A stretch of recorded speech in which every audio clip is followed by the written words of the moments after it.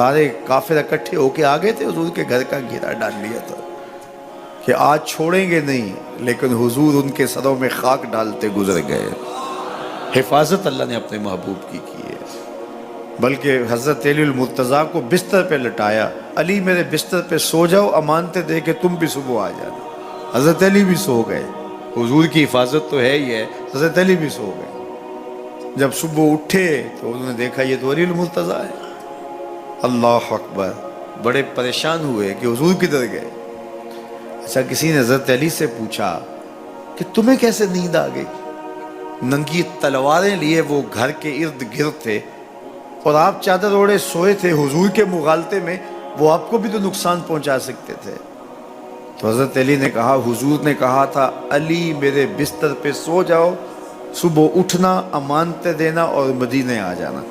مجھے یقین تھا سوؤں گا بھی، صبح اٹھوں گا بھی، امانتیں بھی دوں گا، مدینے بھی پہنچوں گا، اس لیے کہ حضور نے فرمایا ہے۔ جب حضور نے فرما دیا ہے تو پھر ہو کے رہے گا۔ جب حضور ہجرت کرتے ہوئے جا رہے تھے نا، 100 سرخ اونٹ حضور کی گرفتاری کے لیے نام رکھا ہوا تھا۔ سراقہ بن مالک یہ حضور کو گرفتار کرنے کے لیے آگے بڑھا اور اس کی لالچ یہ تھی کہ اتنا بڑا انعام ہے، مجھے مل جائے گا، لیکن اس کی سواری گھٹنوں تک دنس جاتی ہے، معذرت کرتا ہے، پھر ارادہ بدلتا ہے، پھر یہی ہوتا ہے۔ تیسری مرتبہ بھی جب ایسا ہوا تو سمجھ گیا کہ یہ تو میرے بس کا روگ نہیں ہے۔ اب اسے پریشانی ہوئی کہ جو آج اس حالت کے اندر بھی اللہ کی اتنی تائید کے سائے تلے ہیں، تو کل جب یہ دوبارہ پلٹیں گے اور مکہ ان کے قبضے میں ہوگا تو پھر میرے ساتھ نہ جانے کیا سلوک ہوگا۔ تو کہا کہ حضور مجھے امان لکھ دیجئے۔ تو حضور نے کیا فرمایا، سراقہ تو مجھے گرفتار کرنا چاہ رہا ہے، میں تیرے ہاتھ میں کسریٰ کے کنگن دیکھ رہا، میں تیرے ہاتھ میں کسریٰ کے، اس وقت کی سپر طاقت تھی کسریٰ، تو فرمایا میں تیرے ہاتھوں میں کسریٰ کے کنگن دیکھ رہا۔ تو حضور سے انہوں نے باقاعدہ امان لکھوا لی۔ اللہ اکبر۔ حضرت عمر کا زمانہ ہے، ایک جنگ میں حضرت سراقہ بن مالک بھی تھے، تو کافر قلعہ بند ہو گئے، اور یہ جب ان کے اوپر حملہ آور ہوتے ہیں تو وہ اندر سے پتھر پھینکتے ہیں، فصیل عبور نہیں کی جاتی۔ تو سراقہ بن مالک کہنے لگے کہ مجھے آپ منجنیق میں ڈال کر کے ان کے قلعے کے اندر پھینک دو اور میں اندر سے جا کے دروازہ کھول دوں گا، تو پھر تم آ جانا۔ تو لوگوں نے کہا سراقہ کیا بول رہے ہو؟ وہ بڑی غلیل کی طرح منجنیق ہوتی ہے، کہا اس میں ڈال کے تجھے پھینکیں گے، جب تو گرے گا تیری ہڈیاں باقی نہیں بچیں گی، پھر وہ تلواریں لیے کھڑے ہیں تجھے زندہ چھوڑیں گے۔ تو حضرت سراقہ نے کہا مجھے کچھ نہیں ہوگا، اس لیے کہ حضور نے کہا تھا تیرے ہاتھوں میں کسریٰ کے کنگن دیکھ رہا ہوں، ابھی تک کنگن نہیں آئے، جب تک کنگن نہیں آتے موت آ ہی نہیں سکتی ہے۔ یہ یقین تھا ان کا، یہ اذعان تھا ان کا۔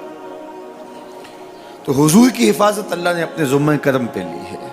سوال یہ ہے کہ باقی بھی اللہ کے سچے نبی ہیں، ان کی حفاظت اللہ نے اپنے ذمہ کرم پہ کیوں نہیں لی، اور حضور کی حفاظت اپنے ذمہ کرم پہ کیوں لی؟ باقی بھی کتابیں اللہ کی سچی منزل من اللہ کتابیں ہیں، ان میں تحریف راپ آ گئی، لیکن قرآن مجید کی حفاظت اللہ نے اپنے ذمہ کرم پہ لی۔ کیوں؟ تو اس کا جواب یہ ہے کہ اگر کوئی نبی شہید ہو جاتا ہے تو نیا نبی آنے والا ہے، اس کی جگہ کو پر کر دے گا۔ اگر کسی کتاب میں تحریف راپ آ جاتی ہے تو کوئی بات نہیں، نئی کتاب نازل ہونے والی ہے۔ حضور کی حفاظت اس لیے کی کہ اگر حضور بھی شہید کر دیے جاتے ہیں تو پھر حضور کے بعد تو کوئی نبی آنے والا نہیں ہے، اور کتاب اللہ کے اندر اگر تحریف کر دی جاتی ہے فَبِأَيِّ حَدِيثٍ بَعْدَهُ يُؤْمِنُونَ، تو قرآن کے بعد تو کوئی اور نسخہ نور نازل ہی نہیں ہونے والا، تو لوگ ہدایت، روشنی اور اجالا کہاں سے لیں گے؟ اس لیے اس کتاب کو بھی باقی رکھا گیا اور مصطفیٰ کی بھی حفاظت فرمائی گئی۔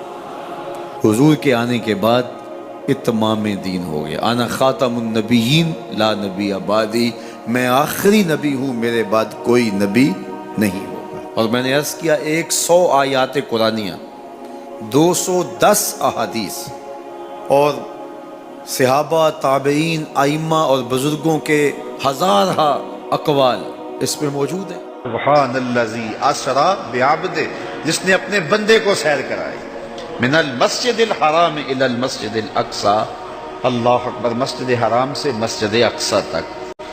مسجد حرام سے اس سفر کا آغاز ہوا ہے. ام ہانی کے گھر میں حضور استراحت کر رہے تھے، دروازہ اندر سے بند کیا ہوا تھا اور جبریل امین کو حکم ہوتا ہے میرے محبوب کو سر عرش لے کے آؤ. تو جبریل حاضر خدمت ہوئے تو دروازہ بند پایا، عرض گزار ہوئے مالک کیا کروں؟ کہا کہ تو نے دروازے کو دستک نہیں دینی کہ میرا محبوب تیرے لیے اٹھ کے دروازہ کھولے. اللہ اکبر. تو مالک کیا کروں؟ کہا چھت سے سوراخ کرو. اور جبریل نے چھت سے سوراخ کیا اور وہاں سے سمٹ کے حضور کے قدموں میں آ بیٹھے. صحیح حدیث میں آتا ہے جبریل کے 600 نوری پر ہیں، ایک پر کھولے تو شرق سے لے کے غرب تک، شمال سے جنوب تک پھیل جائے. اور اتنے بڑے بڑے 600 پر، تو 600 پر جس جسم پہ ہوں گے وہ جسم کتنا بڑا ہوگا. معراج کی شب چھوٹے سے سوراخ سے آیا، دنیا کو بتایا کہ محبوبوں کے در پہ آئیں تو بڑے ہو کے نہیں، چھوٹے ہو کے آیا کرتے.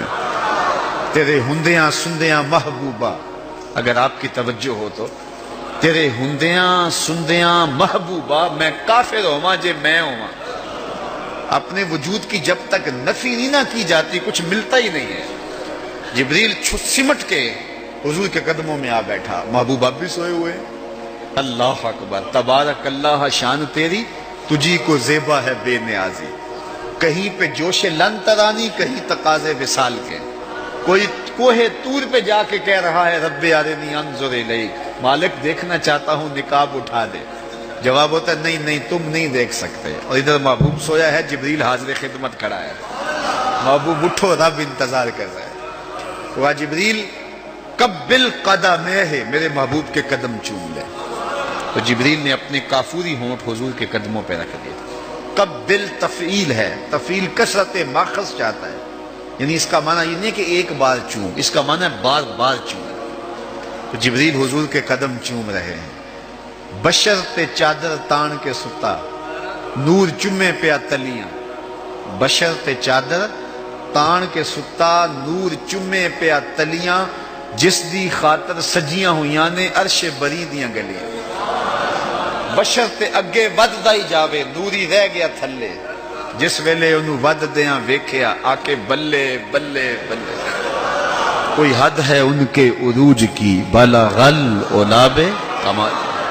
حضور علیہ السلام کو ام ہانی کے گھر سے حتیم میں لایا گیا. صحیح حدیث ہے. حتیم میں لا کر حضور کے صدر انور کو چاک کیا گیا اور قلب اطہر حضور کے سینے سے نکال کر کے ایک تشتری میں رکھ کے آب زمزم سے غسل دیا گیا. اور حضور فرماتے ہیں یہ سارا منظر میں کھلی آنکھوں سے دیکھ رہا ہوں. حضرت امام بدر الدین عینی علیہ رحمہ عمدۃ القاری شرح صحیح بخاری کے اندر لکھتے ہیں کہ جو ہی حضور کے قلب اطہر کو دیکھا تو جبریل اش اش کر اٹھے. انہوں نے لفظ کیا کہے، قلب وقیع فیہ عینان تبصران و اذنان تسمعان. واہ واہ کیسا دل ہے جس میں 2 آنکھیں ہیں جو دیکھتی ہیں، 2 کان ہیں جو سنتے ہیں. حضور کا دل عام لوگوں کے دلوں کی طرح نہیں ہے. اعلیٰ حضرت نے جو قصیدہ سلامیہ لکھا ہے، جو عموماً مساجد میں نماز جمعہ کے بعد پڑھا جاتا ہے، تو اس میں آپ نے ایک تو حضور کے معجزات کا ذکر کیا ہے اور دوسرا اس قصیدہ سلامیہ میں حضور کے ایک ایک عضو بدن پہ سلام پڑھا ہے. کبھی انگلیوں پہ سلام، نور کے چشمے لہرائیں دریا بہیں، انگلیوں کی کرامت پہ لاکھوں سے. کبھی ہاتھوں پہ سلام، ہاتھ جس سمت اٹھے غنی کر دیا، موج بحر سماحت پہ لاکھوں سلام. کبھی بازوؤں پہ سلام، جن کو بارے 2 عالم کی پرواہ نہیں، ایسے بازو کی قوت پہ لاکھوں سلام. کبھی ہونٹوں کو سلام، پتلی پتلی گلے قدس کی پتیاں، ان لبوں کی نزاکت پہ لاکھوں سلام، کبھی حضور کے سر انور کو سلام جس کے آگے سرے سربراہ خم رہے، اس سرے تاج عزت پہ لاکھوں سلام۔ ایک ایک عضو بدن پہ سلام پڑا ہے، تو ایک ایک عضو پہ سلام پڑھتے پڑھتے جب اعلیٰ حضرت حضور کے دل پہ آئے تو اعلیٰ حضرت کا قلم رک گیا۔ اور اب اعلیٰ حضرت کی یہاں بولی دیکھیے، یہاں آئے تو بولے دل سمجھ سے ورا۔ ایک ایک عضو کی بات کی ہے، احادیث بھی ملتی ہیں، اب حضور کے دل کے بارے میں کیا لکھوں؟ اعلیٰ حضرت بولے دل سمجھ سے ورا، مگر یوں کہوں گنچائے راز وحدت پہ لاکھوں سلام۔ یہ اللہ کے رازوں کا امین ہے حضور کا قلب اطہر۔ اللہ اکبر، کائنات کی سب سے بڑی حقیقت حضور کا قلب اطہر، وہ دل جس میں خدا کے جلوے سموئے ہوئے ہیں۔ اللہ اکبر۔ حضور فرمایا تنام عینایا ولا ینام قلبی، لوگوں سنو، میری آنکھیں سوتی ہیں، میرا دل نہیں سوتا۔ ہمارے پاس جب لوگ آتے ہیں اور وہ داخل طریقت ہوتے ہیں تو ہم جو بنیادی چیزیں ان کو بتاتے ہیں تو ان میں سے ایک چیز یہ لازمی بتاتے ہیں کہ رزق پاک نہیں ہوگا تو باطن روشن نہیں ہوگا۔ یہ بنیادی بات ہے۔ اگر رزق پاک نہیں ہے تو میرے حضور نے ارشاد فرمایا کہ ایک بندہ سفر کر کے کعبۃ اللہ کے صحن میں پہنچتا ہے اور کعبے کے پردوں کو تھام رہا ہے، وہ یمد یدیہ، اور لمبے لمبے ہاتھ کر کے کہتا ہے اے اللہ، لیکن اس کا کھانا حرام ہے، اس کا پینا حرام ہے، اس کا لباس حرام ہے، وہ غزیہ بالحرام، اس کو غذا حرام سے دی گئی ہے۔ میرے حضور نے فرمایا اس کی کوئی دعا قبول نہیں ہوگی۔ سفر کیا، جنگل پہاڑ کاٹے، سمندروں کو پاٹ کر کے آگے گیا، ہواؤں کے کلیجے چیر کے آگے بڑھا، مہینوں کی مسافتیں طے کر کے گیا اور کعبۃ اللہ کے سامنے کھڑا ہے، سین حرم میں مطاف میں کھڑا ہے، لیکن اس کا جسم حرام سے پلا ہے، اس نے جو پہنا ہے اس لباس کا تانا یا بانا حرام کا ہے، اس کو غذا حرام کی دی گئی ہے، اس نے پیا حرام کا ہے، اس نے کھایا حرام کا ہے، تو پھر اس کا یہ سارا سفر رائے گاں چلا جائے گا، اس کو کچھ نصیب نہیں ہوگا۔ تو سب سے پہلی شرط اس عنوان سے عقل حلال ہے، اس کے بعد پہ صدق مقال ہے کہ آپ کی زبان جھوٹ نہ بولے۔ جب کوئی شخص جھوٹ بولتا ہے، روحانیات تو دور کی بات ہے، اللہ کے فرشتے اس سے 1 میل دور ہٹ جاتے ہیں۔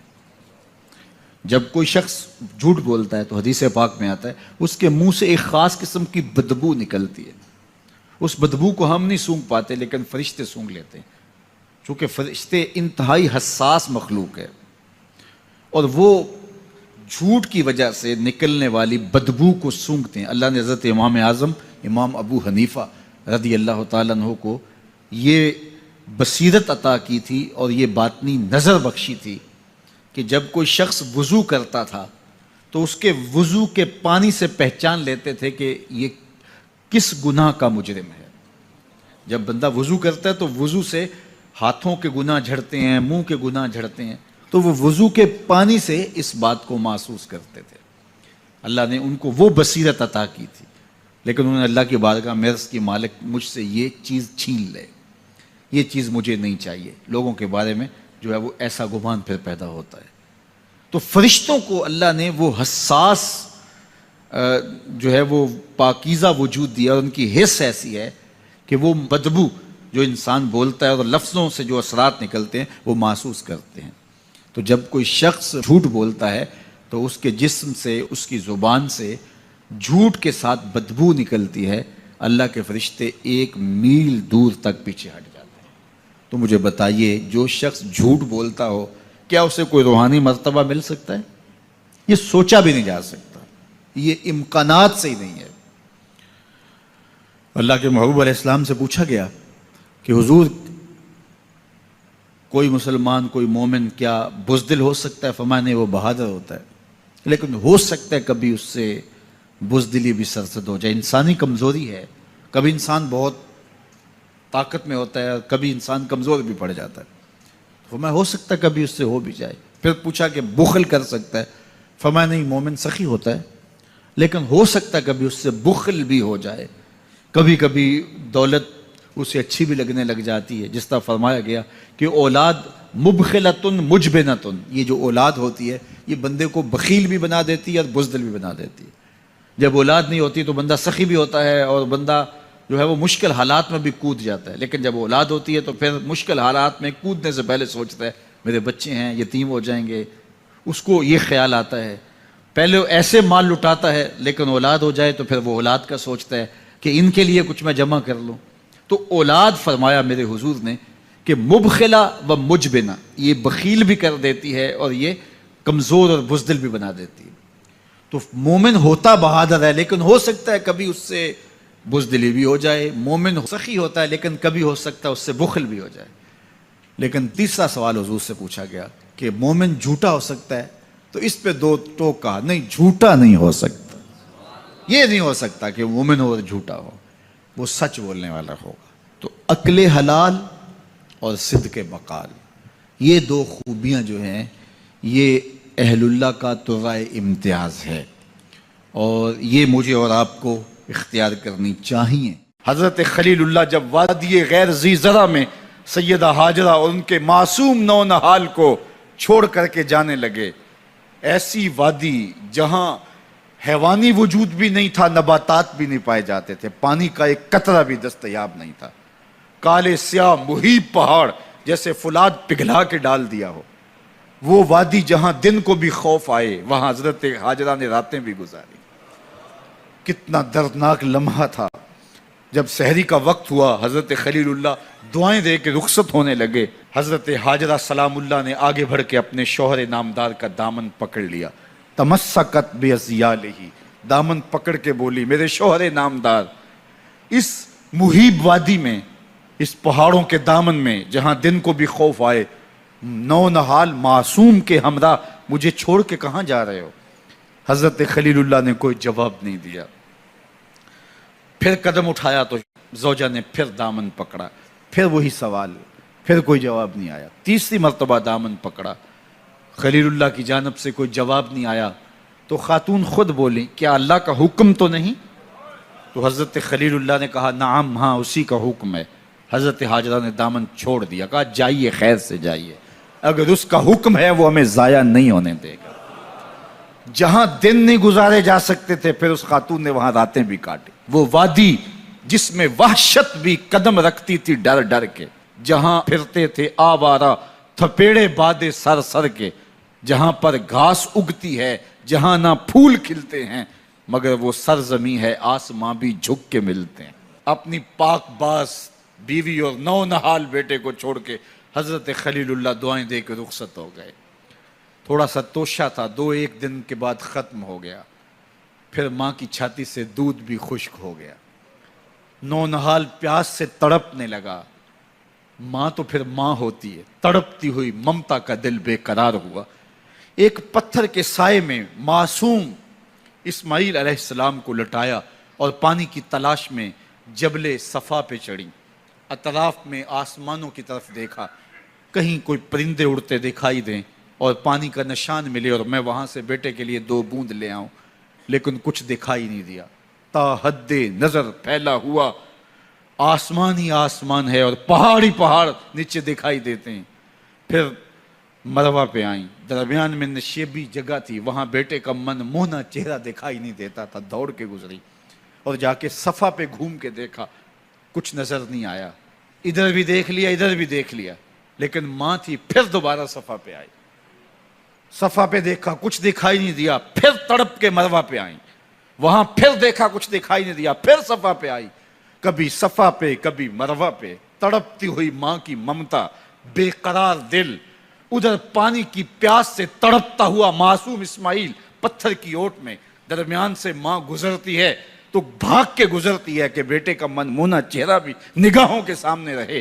ذرا منظر تو دیکھو کتنا دل آویز ہے. اللہ اکبر، سینوں میں پتے پانی ہو جائیں، پتھر بھی ہو تو پگھل جائے اس زہرہ گداز داستان سے. لیکن اللہ پر توکل اور ماں کی بے قراریاں، کبھی صفا پہ کبھی مروہ پہ، زبان پہ شکایت نہیں ہے. پھر جب مروہ پہ پہنچتی ہیں 7 چکر مکمل ہو گئے تو ادھر کیا دیکھا کہ معصوم اسماعیل ایڑیاں رگڑ رہا ہے. ماں کا دل ڈولنے لگا کہ بیٹا آخری لمحوں میں دوڑی کہ بیٹے کو جا کے اپنی چھاتی سے چمٹاؤں، ہو سکتا ہے 2 قطرے دودھ کے اس کی زندگی کی آس بندھا دیں، تو ماں دوڑتی ہوئی آئی، لیکن جب قریب آئی تو منظر بدلا ہوا تھا۔ معصوم کی ایڑیوں کے رگڑنے سے تازہ چشمہ پھوٹ رہا ہے، پانی ہے کہ بے قابو ہونا چاہ رہا ہے۔ آگے بڑھی، جلدی جلدی مٹی کی منڈھیری کرتے ہوئے کہا زم زم رک جا رک جا، اللہ اکبر۔ ہاجرہ سلام اللہ علیہا نے حضرت اسماعیل کی محبت اور اپنے رب پر توکل کی انوکھی اور البیلی داستان رقم کی، کہا ہاجرہ تو نے بھی حد کر دی، لیکن قیامت تک تیری راہوں کو بھی جلوہ گاہ بنا دیں گے۔ یہاں نبی بھی دوڑیں گے، ولی بھی دوڑیں گے، غوث بھی دوڑیں گے، کتب اور ابدال بھی دوڑیں گے، شہنشاہ بھی دوڑیں گے، کج کلا بھی دوڑیں گے۔ یہ دوڑنا ہم عبادت بنا دیں گے، حتیٰ کہ امام الانبیاء بھی ان راہوں کی سائی کرتے رہے۔ عجیب رنگ، عجیب منظر اور عجیب کیف کا عالم۔ اچھا، یہاں رک کے ایک بات کرنا چاہوں گا، اگر آپ کی توجہ ہو، جہاں حضرت ہاجرہ دوڑیں اور ان کے مبارک قدم وہاں لگے اور لگ کے ہٹ گئے، عارضی نسبت ہے، مستقل نسبت نہیں ہے، جہاں ان کے قدم لگ کے ہٹ گئے وہ جگہ تو جلوہ گاہ بن گئی، اور جہاں حضور خود جلوہ فرما ہیں وہ گنبد خضرا جلوہ گاہ کیوں نہیں ہو سکتا ہے؟ اب یہ پانی جہاں حضرت اسماعیل کے قدم لگے، یہ پانی دنیا کا عظیم ترین پانی ہے، اور پھر اس کا پروٹوکول یہ ہے، اس کو کھڑے ہو کے پیا جاتا ہے۔ یار یہاں بھی روک کے ایک بات کہہ دوں، حضرت اسماعیل کے قدموں کو چھونے والے پانی کا پروٹوکول ہے کہ اس کے لیے کھڑے ہو جائیں، اور حضرت اسماعیل مسجد اقصیٰ میں جس کے پیچھے کھڑے ہو کے نماز پڑھتے ہیں، اس امام کے لیے کھڑے ہو کے مصطفیٰ جان رحمت پہ لاکھوں سلام پڑھ لیں تو اس میں شرک کہاں سے آ جائے گا؟ تو یہ تکریم ہے، یہ عزت ہے اس پانی کی کہ اس نے حضرت ذبیح اللہ کے قدم چھوئے ہیں۔ تو یہ سارا حج، اللہ اکبر، ہمیں ہمارے ماضی سے جوڑتا